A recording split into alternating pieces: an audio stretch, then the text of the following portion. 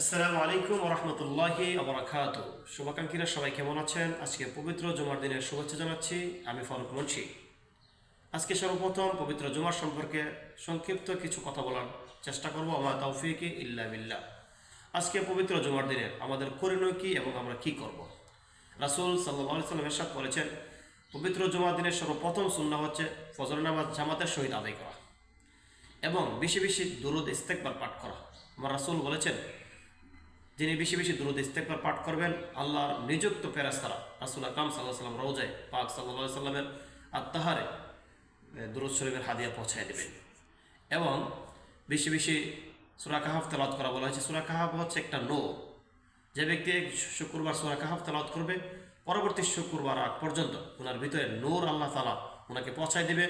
যে কোনো মাধ্যমে যে কোনো ভালো কাজের জন্য ওনাকে নূর দান করা হবে। সুবহানাল্লাহ।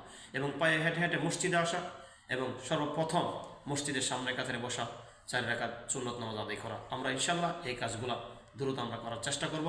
ওমা তাওফিকে